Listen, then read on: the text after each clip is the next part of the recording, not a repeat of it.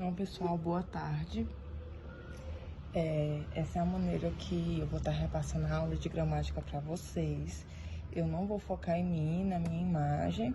Eu quero que vocês foquem apenas no conteúdo, igual na sala de aula, como se eu estivesse utilizando o Data Show, o projetor, e vocês focando aqui na exposição, tá? Então, vamos lá. O nosso conteúdo de gramática, ele é figuras de linguagem e ele é continuação do nosso conteúdo. A gente parou no sentido literal e não literal, conotativo e denotativo, sentido figurado e sentido real. Tudo isso que eu falei é a mesma coisa.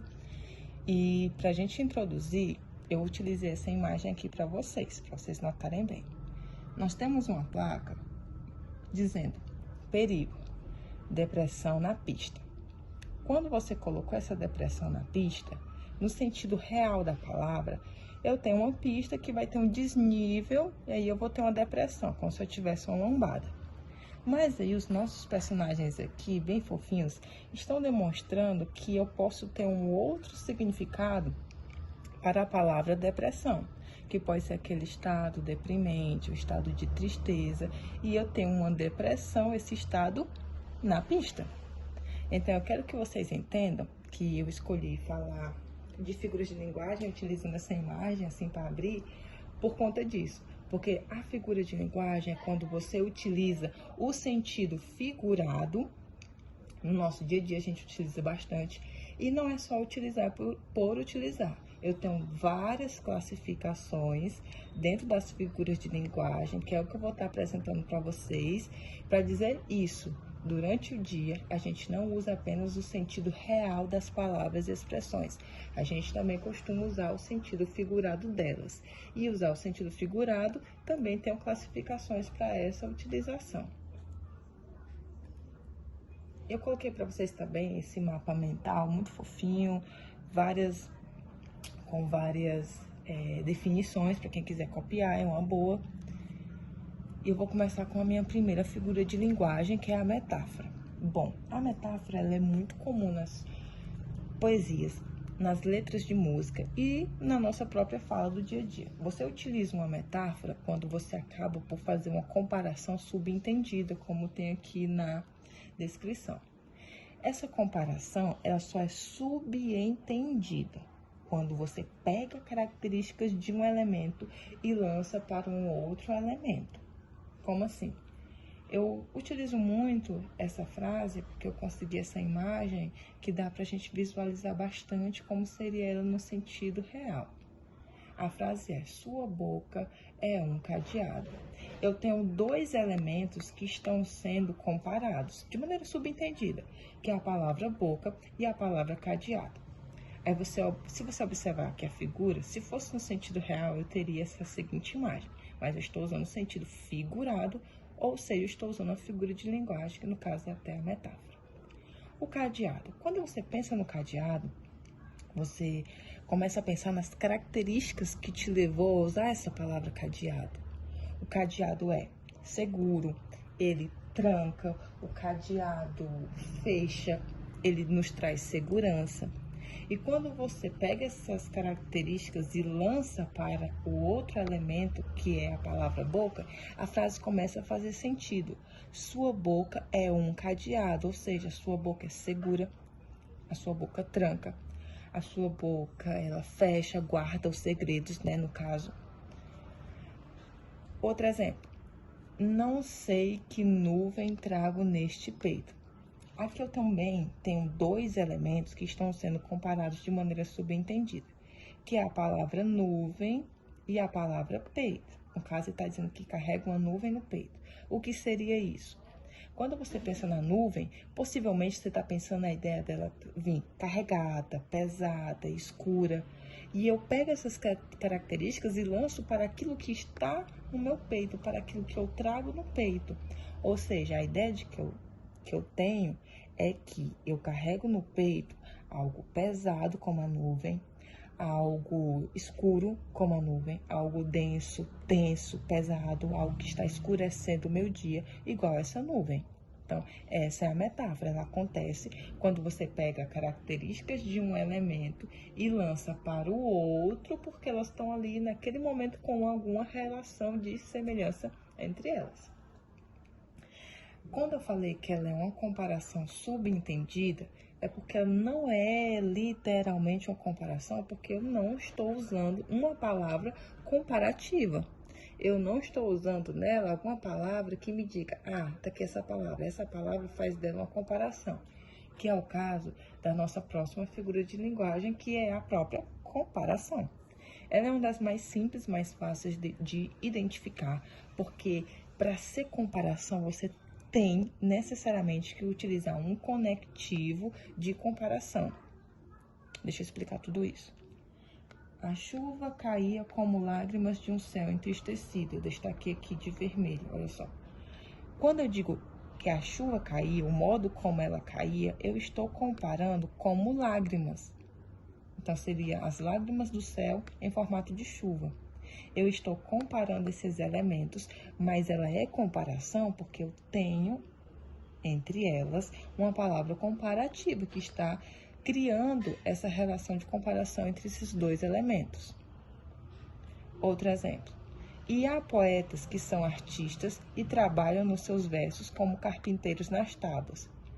Eu estou comparando o trabalho dos poetas ao trabalho dos carpinteiros, um trabalho bem meticuloso, um trabalho bem articulado, bem cuidadoso. Então, para comparar esses dois trabalhos, eu utilizei a palavra como. Mas você não se atrele a isso. Não é apenas a palavra como que é utilizada como comparação. Eu também tenho outras palavras que eu posso utilizar para estar comparando as frases. Por exemplo, eu posso dizer, como um grande borrão de fogo sujo, o sol posto demora-se nas nuvens que ficam. Eu posso usar, ao invés do como, a expressão que nem, o sol se põe que nem, a chuva caía tal como lágrimas, os poetas trabalham semelhante a um carpinteiro. Então, nessas frases que eu acabei de dizer, eu utilizei as palavras semelhante, tal como, que nem, igual, e todas elas também são conectivos de comparação. Não é apenas o como, não, tá? Também tem outros elementos de comparação.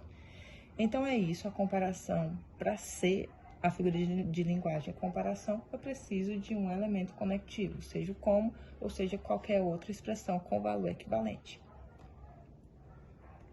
Aqui eu tenho a comparação nas tirinhas e em anúncios, que é como eu utilizo muito na sala de aula, quando eu estou fazendo atividade ou na própria avaliação. Aí, de repente, eu coloco aqui na avaliação esse anúncio que vocês estão acompanhando no material de vocês aí, ó. Nesse anúncio, é um anúncio de um tênis. E o texto do anúncio diz assim, você vai correr como Mercúrio, ficar bonito como Apolo, e o seu calcanhar vai dar de 10 no de Aquiles. Toda a frase, todo o período foi construído com comparações. Vai correr como Mercúrio, ficar bonito como Apolo, e o calcanhar vai dar de 10 no de Aquiles. Eu estou fazendo comparações através de termos comparativos, então não tem para onde não ser a figura de linguagem de comparação nesse anúncio do tênis. Aí vejamos aqui uma tirinha, que eu tenho os personagens conversando. Você tá vendo até esse sinal que é bem sugestivo aqui na cabeça, né, do personagem. E ele fala assim, o governo tá que nem marido traído. Quando vai saber, já é metástase. Bom, para quem não sabe, metástase é a fase final do câncer, que não dá para fazer mais nada, não tem mais chance de cura para o paciente, né? Já está bem devastado. A situação já está bem crítica. Então, ele está comparando o marido traído com o governo. Quando os dois vão saber, já não tem solução. Ele usou a palavra que nem. Aliás, palavra não, é expressão. A expressão que nem.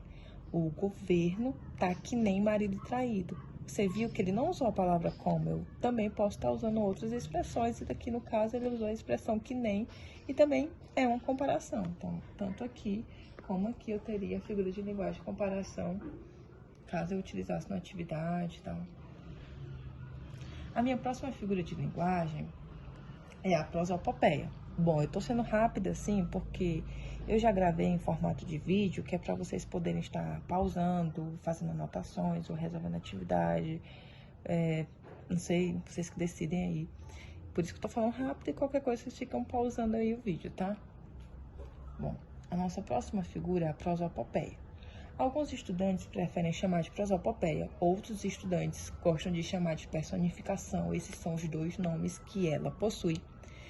Eu acho que personificação, alguns estudantes gostam mais de usar por conta do significado, porque essa figura de linguagem, ela atribui características e sentimentos que são dos seres humanos, como, por exemplo, ser triste, ser bonito, ser alegre, ser feliz, estar depressivo, são características humanas. Quando eu pego características que só os seres humanos conseguem fazer e eu lanço essas características para outros seres que não têm vida ou não têm raciocínio, são inanimados ou irracionais, eu acabo por estar usando uma prosopopeia ou personificação.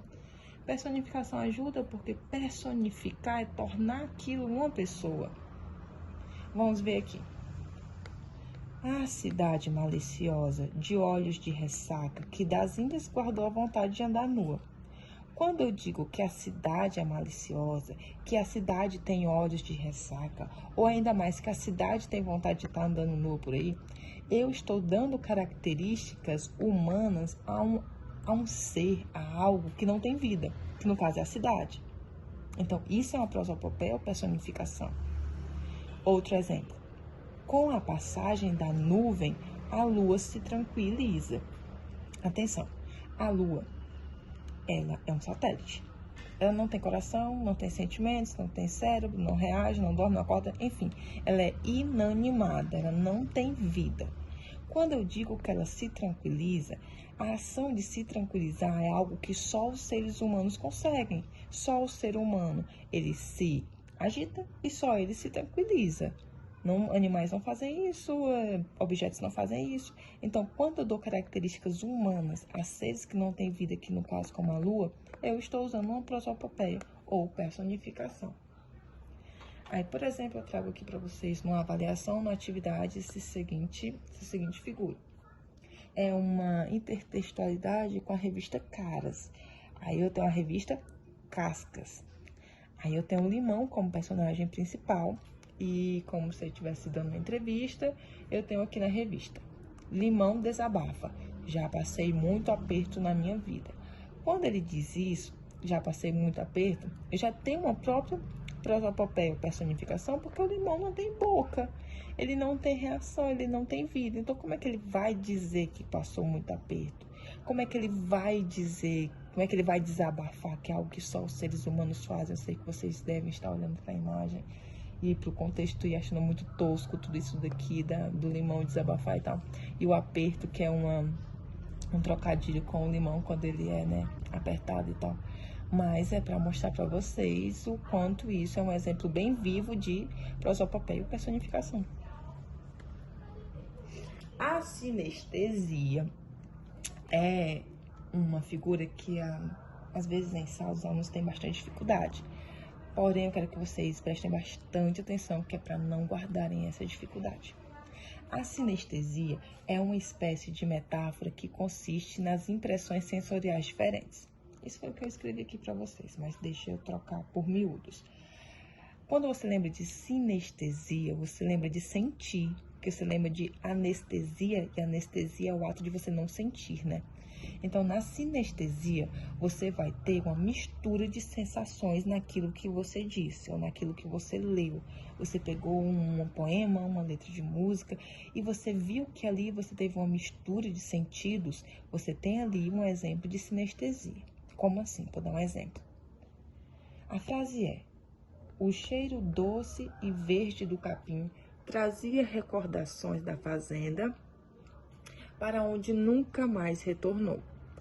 Quando eu digo cheiro, eu estou utilizando e invocando a sensação que é olfativa.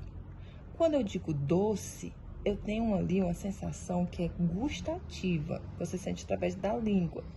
E quando eu digo verde, eu tenho uma sensação que é visual. E ao usar todas as sensações, você tem uma sinestesia. Você pode estar misturando 2 ou 3 ou mais. Você passa a ter uma sinestesia, que é uma mistura de sensações que é para te provocar uma ideia. Qual seria essa ideia no caso? A ideia do cheiro é que a lembrança é forte. A ideia do doce é que a lembrança é agradável. E a ideia do verde é que a lembrança é de interior, de mata, de mato, ok? Outra frase. Um doce abraço indicava que o pai desculpara. Quando eu falo doce, eu tenho uma sensação gustativa. E o abraço é uma sensação tátil, de pegar. Quando você mistura as duas, o doce e o abraço, dá a ideia de que é um abraço agradável, um abraço de bons sentimentos. E daí você tem duas sensações diferentes. Na mesma frase, você vai ter uma sinestesia, certo? Aí eu trouxe para vocês essa imagem, ela te ajuda muito a lembrar o que é a sinestesia. O som, o cheiro, a sensação gustativa, as mãos, que é a sensação tátil, e os olhos, que é a sensação de ver. Quando elas se misturam, você vai ter a sinestesia. Outros exemplos. O brilho macio do cetim, eu até coloquei com cores aqui diferentes. Ó. O brilho é uma sensação que você só vai dar para ver através da visão. O macio é uma sensação tátil. E misturando os dois, você vai ter a sinestesia, o brilho macio do cetim. O doce afago materno, um verde azedo, um aroma gritante, sabe? Você sente aquele cheiro e parece um cheiro que te incomoda, um cheiro muito forte. E as pessoas podem chegar a dizer aroma gritante. O aroma é sentido através do olfato e gritante é sentido através da audição. Então, tu misturou dois sentimentos, aliás, dois sentidos, né? Os 5 sentidos, você misturou 2 deles e passou a ter uma sinestesia aí nessa frase. Aí aqui na próxima figura, eu adoro, ela acho muito fofinha, que é a catacrese. A catacrese é um emprego de um termo figurado por falta de um termo próprio para designar determinadas coisas. É uma metáfora desgastada pelo uso excessivo. Deixa eu trocar por miúdos, deixa eu traduzir, seria assim. Sabe quando você encontra um objeto ou uma parte do objeto e alguém te diz, como é o nome disso? Aí você fala, é braço da poltrona, é perna da cadeira, é asa da xícara. Como é o nome disso aí? É o céu da boca, é a maçã do rosto. Se você parar para pensar, aquilo ali, aquele objeto, como a asa da xícara, ou o céu da boca, ou o braço da poltrona, ele não tem um nome específico. Esse nome que ele recebeu, o braço da poltrona, foi porque tem uma semelhança. Ali parece um braço. Se ele fosse um ser vivo, aquele sofá ali poderia ser que ali tem a perna e ali seria o braço da poltrona. Então, a catacrese, olha esse nome, preste atenção. Catacrese. A catacrese é um nome dado para um objeto ou uma parte de objeto que ele não tem um nome específico. Daí deram aquele nome para ele e ficou. É uma metáfora que já foi desgastada, não tem outro nome. Qual é o nome que você vai dar para a asa da xícara? Bom, não é uma asa, mas você deu aquele nome ali. Daí eu coloquei essas imagens aqui para te lembrar muito bem a catacrese, porque é que elas têm esse nome. A boca da garrafa, olha a boca da garrafa, a semelhança que há entre essa parte do objeto com o nome boca é que deu esse nome a ele. O dente do alho é uma catacrese, a perna da mesa é uma catacrese e a asa da xícara, por conta que elas têm essa semelhança, daí receberam esses nomes, tá? Essa é a catacrese. A metonímia parece... A metonímia, ela parece aquela figura de linguagem como se fosse uma caverna do dragão. Você entra nesse assunto e quase que a gente não sai, mas eu vou tentar fazer da forma mais objetiva possível para vocês. É uma figura de linguagem um tanto complexa, porém a gente tem que se dedicar com muita atenção para aprendê-la direitinho. A metonímia é a substituição do sentido de uma palavra ou expressão por outro sentido, havendo entre eles uma relação lógica. O que seria essa metonímia? Preste atenção, porque a metonímia é uma figura que eu vou ter vários tipos de metonímias, tá? Como acontece? Você tem, por exemplo, um sentido maior. Se você tem um sentido maior e você pode trocar aquele sentido maior por um sentido mais específico, menorzinho, por conta que elas têm alguma semelhança, você vai ter uma metonímia. Vou explicar porque tem várias maneiras da gente estar trocando um sentido maior por um sentido menor na nossa vida. Olha só. Ouvi Mozart com emoção. Leio Graciliano Ramos porque ele fala da realidade brasileira. Quando você diz que ouviu Mozart, ouviu uma banda qualquer, o Wesley Safadão, Xandebião, isso que você ouviu. Quando você fala o nome, por exemplo, eu escutei Jorge Mateus com muita emoção. Eu escutei Marília Mendonça com muita emoção. Eu escutei Nando Reis com muita emoção. Quando você diz o nome do artista ao invés da obra dele, que no caso seriam as músicas, a música tal, as músicas do Jorge Mateus, a música XYZ, se você está trocando o nome do autor pelo nome da obra, você tem uma metonímia, porque você está fazendo uma substituição de sentido, que no caso aqui é de quem fez pelo produto, né? O autor pela obra. Quando você diz, eu amo ler os livros do Augusto Cury, você falou direitinho, mas se você falar assim, eu amo ler Augusto Cury, você não lê ele, o Augusto Cury, você lê os livros dele. Então, você está aí utilizando uma metonímia do autor pela obra. A próxima metonímia aqui, ela é muito utilizada por vocês aqui dentro de sala de aula. Sala de aula não, aliás, dentro da escola, que é a metonímia do continente, que é aquilo que contém, pelo conteúdo, que é aquilo que está contido. Deixa eu explicar. Por exemplo, a merenda lá na escola foi muito boa e você diz assim, ai, a merenda estava ótima, eu comi 3 pratos. A sopa estava incrível, eu comi foi 3 pratos. O suco estava excelente, eu bebi 4 copos. Quando você fala que comeu 3 pratos e bebeu 3 copos, você está falando é do continente, não do conteúdo. Você não disse pratos de sopa, você não disse copos de suco. Então, você acabou por utilizar um termo em substituição do outro. Você falou foi o copo e não o conteúdo dele. Você falou foi o prato e não o conteúdo dele, que é a sopa. Essa é a metonímia do continente pelo conteúdo. Essa outra metonímia aqui é a parte pelo todo. Como é que acontece? Geralmente o todo é um termo e nós, muitas vezes no dia a dia, a gente só gosta de falar uma parte. Como por exemplo assim, o bonde passa cheio de pernas. Quando eu digo isso, eu queria dizer que o bonde passou cheio de pessoas, mas eu usei só uma parte da pessoas, que é o termo pernas.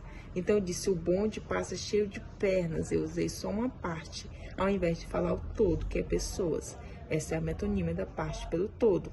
Ou, por exemplo, são muitas as famílias que procuram um teto para morar. Quando eu falo isso, eu disse teto, né? Foi só uma parte, porque o todo mesmo é a casa, tá? Outra metonímia é a metonímia do singular pelo plural. Quando você usa uma palavra no singular, mas a ideia que você queria usar é a ideia do plural. Por exemplo, todo homem tem direito à vida. Quando eu digo todo homem, eu estou usando uma palavra no singular, mas a ideia que eu quero utilizar é de toda a humanidade, é muita gente, toda a população. Então, eu utilizei o singular, homem, mas a ideia que eu queria usar, a ideia que eu estou representando ali, que eu estou evocando, é a ideia do plural, certo? A mulher foi chamada para ir às ruas na luta contra a violência.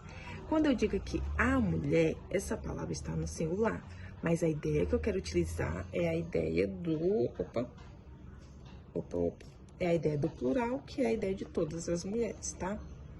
Agora sim, eu vou passar para a próxima seção de metonímias, que a metonímia é comprida mesmo. Vamos lá. A metonímia do instrumento pela pessoa que o utiliza. Eu tenho os microfones corriam atropelando até o entrevistado. Quando eu digo o microfone, eu estou usando um instrumento. Eu deveria falar repórteres, então eu usei microfones. Eu estou usando um instrumento ao invés de falar a pessoa que utiliza ele, mas isso tá fazendo sentido, então acaba por gerar uma metonímia. Se eu digo, ele é um bom pincel, o problema é que seus quadros são caros. Eu usei a palavra pincel, que é um instrumento utilizado pelo pintor. Acabei de usar, então, a metonímia do instrumento pela pessoa que utiliza ele. Eu digo, ele é um bom garfo. Quando eu digo que ele é um bom garfo, eu tô querendo, por trás aqui dessa ideia, né, dessa ideia escrita, a ideia que eu quero repassar é que eu digo que ele come demais, que ele é um bom garfo, ele come demais. A outra metonímia aqui é a do abstrato pelo concreto, tá? Se eu digo assim, a ideia, a juventude é corajosa e nem sempre consequente. Quando eu digo a ideia da juventude, ela é um termo abstrato.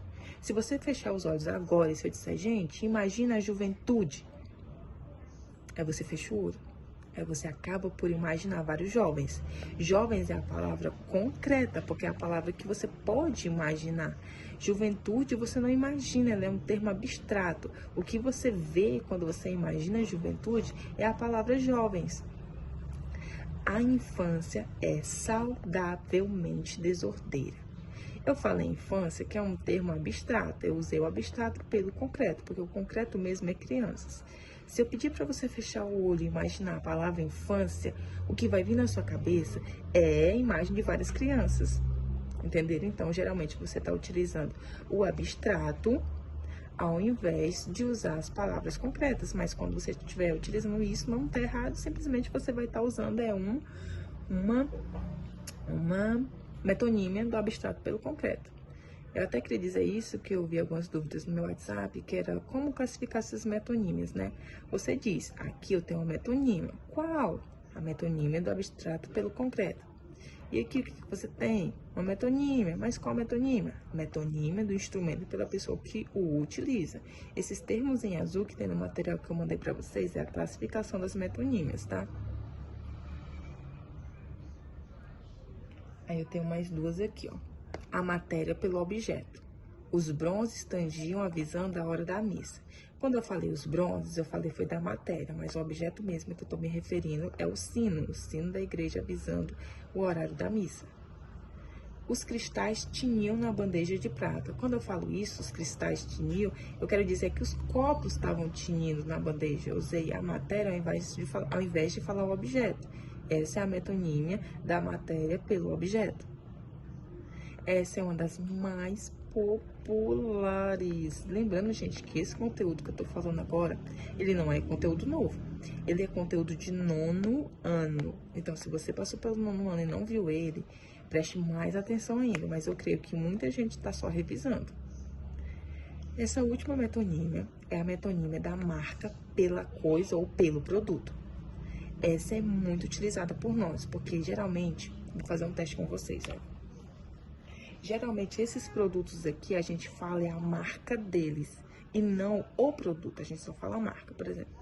Que objeto é esse? Aí você me diz, tia Cotonete. E esse? É leite moça. E esse? É o Danoninho. Esse aqui é o Nissin. Esse, a Maisena. Esse daqui é o Todinho. Esse é o Bombril. Esse é o Omo e esse aqui Boa.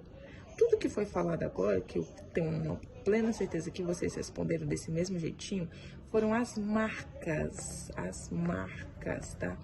Se você fosse para falar o produto, você diria, aqui são hastes flexíveis, esse é leite condensado, esse é iogurte, isso aqui é macarrão instantâneo, isso é amido de milho. Isso aqui é achocolatado, isso daqui é esponja de aço, isso é sabão em pó e isso aqui é água sanitária. Mas o que acontece é que geralmente a gente utiliza a marca ao invés de falar o produto. Então essa é a última metonímia e ela é muito utilizada por nós. Essa outra figura de linguagem, essa outra figura de linguagem é a antítese. A antítese é a figura de linguagem que consiste em a gente estar falando numa mesma frase ideias contrárias. Como é que seria isso? Se numa frase como Vinícius de Moraes fez, você tem assim, a tristeza não tem fim, felicidade sim. Quando você diz isso, você está usando duas ideias contrárias na mesma frase. Tá tudo bem, porque dá sentido, faz todo sentido. A tristeza tem fim, a felicidade não. Mas elas são palavras opostas, são palavras contrárias. Daí o nome dessa figura ser antítese, porque tudo que é anti é contrário. Se você é anti-republicano, você é contrário à república. Se você é anti-romântica, é porque você é contrário ao romantismo. Então, quando você lembrar do nome antítese, você vai lembrar que é contrário às ideias, tá? Aí aqui eu tenho assim: eu preparo uma canção que faça acordar os homens e adormecer as crianças. A palavra acordar, ela é oposta à palavra adormecer. Quando eu tenho duas palavras contrárias na mesma frase, mas ela faz sentido, faz todo sentido. Elas podem ficar juntas nessa mesma frase. O que você vai ter é uma antítese. Por isso que eu coloquei essa ideia aqui, ó, dessa figura, que é a ideia de bem e a ideia do mal, assim, de maneira abstrata, né? Elas podem conviver no mesmo momento. Então, o que eu vou ter, sim, é uma antítese, certo? Agora, a próxima figura de linguagem, ela quase não é mais utilizada, que é a perífrase. A perífrase acontece quando um lugar ou uma pessoa, ela é conhecida por uma determinada expressão. Como ela é conhecida por aquela expressão ficou popular.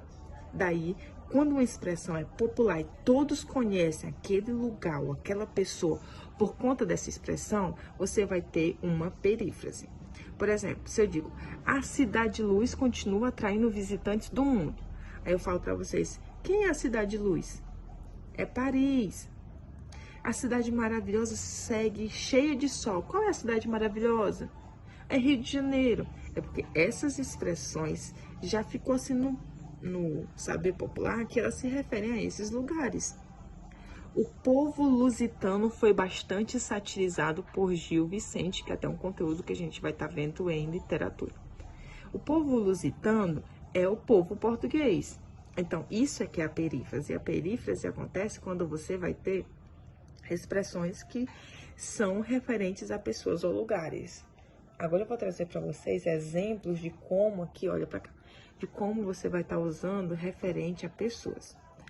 O Príncipe dos Poetas também teve outras atividades que o tornaram famoso. Por exemplo, a luta pelo serviço militar obrigatório.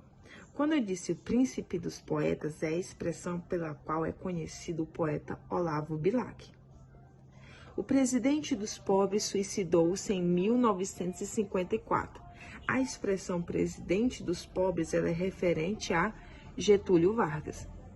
A dama do teatro brasileiro foi indicada para o Oscar. Quem é essa dama do teatro brasileiro? Que eu escolhi falar essa expressão ao invés de falar o nome dela, é porque é bastante conhecida. Então, isso é a perífrase. A dama do teatro brasileiro, no caso, é a Fernanda Montenegro, tá? Essa é a perífrase. Vou passar agora para uma figura que ela precisa de muita atenção de vocês, que é o paradoxo. Paradoxo. Paradoxo. O paradoxo, para quem já leu esse material ou já estudou, sabe que ele é muito parecido com a antítese. Preste atenção, porque eles não são o mesmo. Eles têm uma semelhança muito grande, mas também uma diferença muito grande. O paradoxo e a antítese, eles são muito parecidos porque todos dois trazem ideias contrárias. Só que lá na antítese, a ideia contrária pode conviver com a outra ideia contrária na mesma frase e é aceitável, e tá tudo bem. Agora, no paradoxo, não dá para uma ideia contrária à outra permanecer no mesmo campo de ideia, não dá.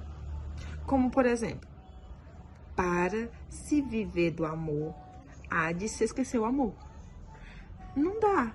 É absurdo a ideia dessas duas circunstâncias contrárias ficarem juntas. Como é que para viver o amor eu vou ter que esquecer o amor?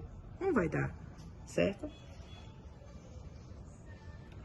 O paradoxo mais famoso que a gente tem é o paradoxo da frase do Chaves, foi sem querer querendo.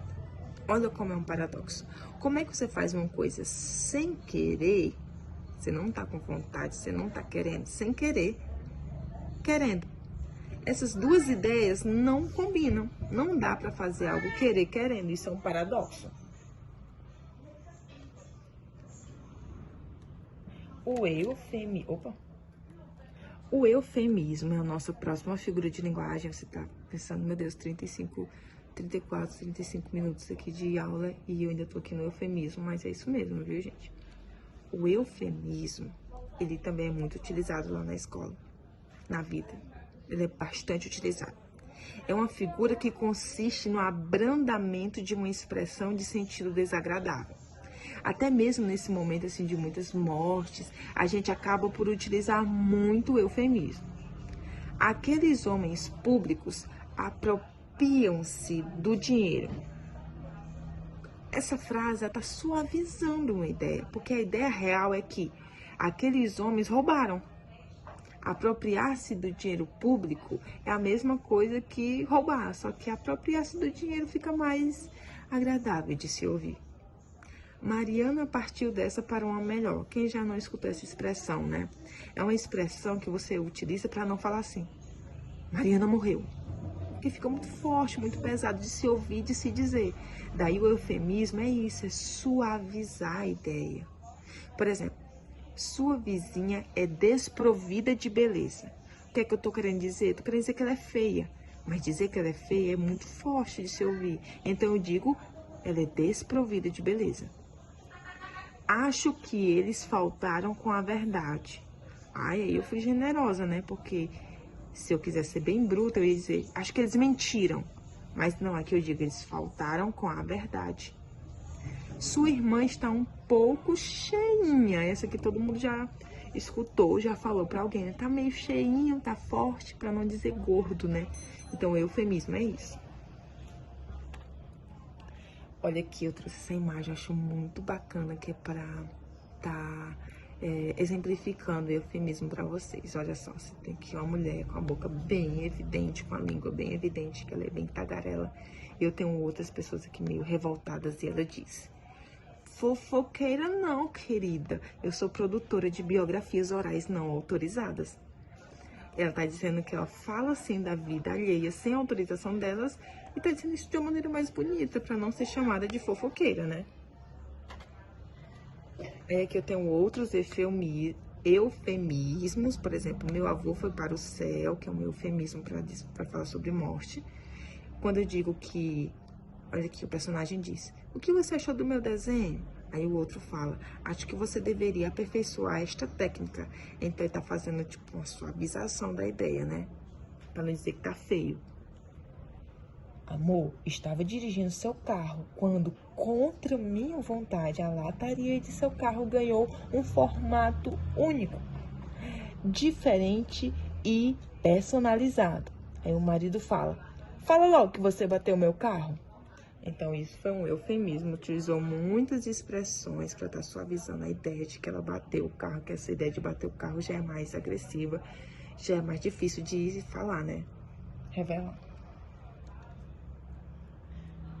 A hipérbole, ela também é muito utilizada por nós, que é a figura do exagero.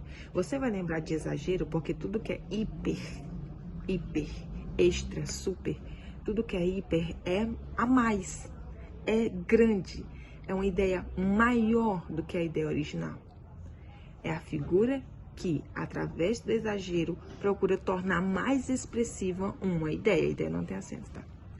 Na época de festa junina, sempre morro de medo de fogos de artifício. Quando você fala esse morro de medo, é um exagero, porque não dá pra morrer desse medo aí, no caso, né? Ela gastou rios de dinheiro, estou usando no sentido figurado, de maneira exagerada, para passar uma ideia. Será que eu tenho sempre que te lembrar todo dia, toda hora? Olha, gente, não dá pra fazer isso. Por exemplo, em casa, a sua mãe, ou na escola, a professora disse: eu já falei isso 1000 vezes pra você. Ó, gente, não tem condição. não tem condição de falar uma coisa 1000 vezes. Então, é um exagero da ideia, né? Olha aqui, ó.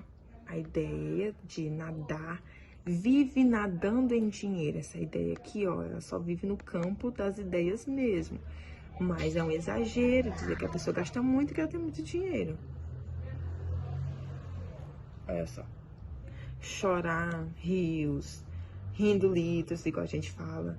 Ai, ri tanto que torneei o abdômen. Ai, meu Deus, isso aqui deve ser tão tosco.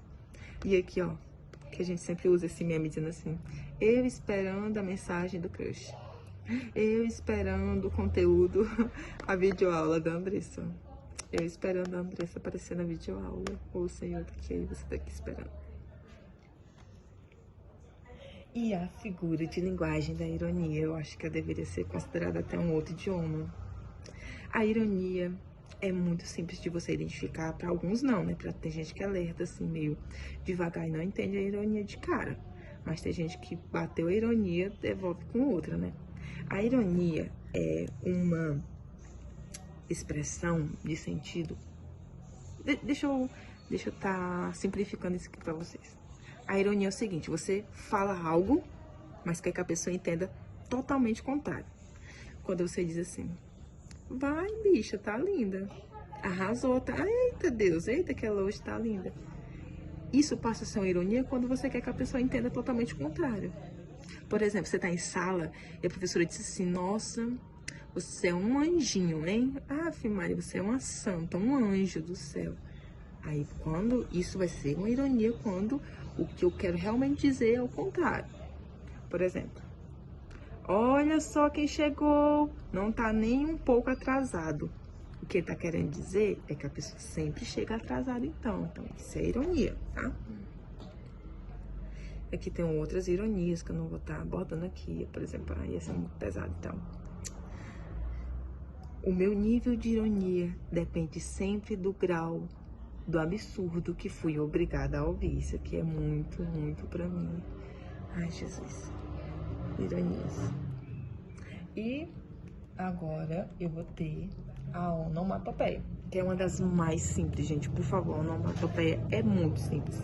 Quando você faz qualquer barulho, ó, e esse barulho você pode escrever ele como toque, toque, toque, ou o seu relógio faz tic, tic, tac, tic, tac.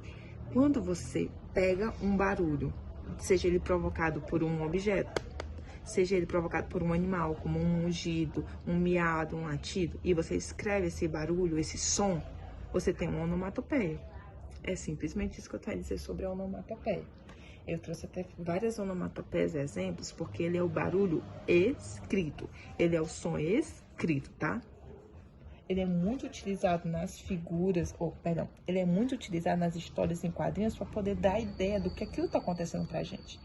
Na história em quadrinho eu utilizo bang para dizer tiro, eu utilizo sock para representar o soco, o para representar o beijo, eu utilizo o din-dom para falar do som da campainha, do vupt, vapt para representar a rapidez, o ping para falar sobre o som do pingo e do toque-toque para falar de uma batida na porta e tudo mais.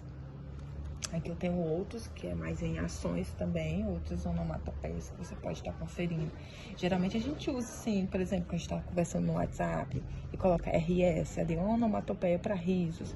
Ou essa aqui, que é uma onomatopeia de, por exemplo, raiva, né? Esse boa aqui é de choro. E por último, não sei se, aliás, eu nem sei se é por último. Só tenho a impressão de que o pleonasmo seja um dos últimos. Mas vamos lá.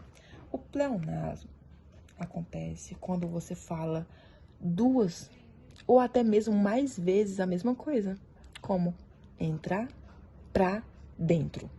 A ideia do entrar já leva consigo o que é pra dentro. Assim como sair já é pra fora. Assim como ver já é com os olhos. Então você não precisa dizer ver com os olhos. Chorar um choro. Olha, choramos um choro sentido, mas nos refizemos logo. Chorar um choro, olha, Toda vez que você chorar, com certeza o que vai sair dessa ação aqui, do chorar, é um choro. Se você vai sorrir, com certeza o que vai sair dessa ação é um sorriso. Olha só, esse pleonasmo já é um pouquinho mais difícil de você identificar.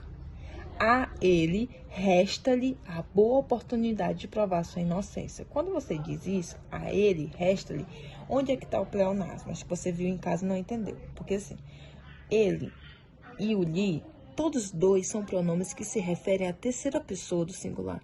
Então, eu usei eles duas vezes. A ele lhe resta. Como se eu dissesse a você, resta a você, tá? Olhei até ficar cansado de ver com os meus olhos. De ver os meus olhos, aliás. Olhei até ficar cansado de ver os meus olhos. Poxa, olhar é com os olhos, então isso é pleonasmo. Daí eu coloquei pra vocês algumas plaquinhas que a gente encontra assim na internet, como um meme, ou até mesmo na vida real. Se você for procurar por aí na cidade, você vai encontrar. Gelo gelado. Por que é pleonasmo? Porque todo gelo é gelado. Proibido barulho sonoro. É pleonasmo porque todo barulho é sonoro. Gente, olha essa, lan house com internet. Imagina se você vai para uma lan house que não tem internet, hein? Pintamos casas a domicílio. Nossa, sério? Ou será que eu tenho que levar minha casa até o pintor para ele poder fazer esse serviço? Então, isso é pleonasmo, porque eu estou tendo uma ideia que está sendo repetida, reforçada. Daí eu coloquei alguns pleonasmos aqui, uma lista pra vocês, tá? E daí é só. Fim, então, é isso, ok? E aguardem que eu vou estar depois fazendo do mesmo jeito com literatura. Literatura é um pouquinho mais complexa, mas é isso. Então, foi.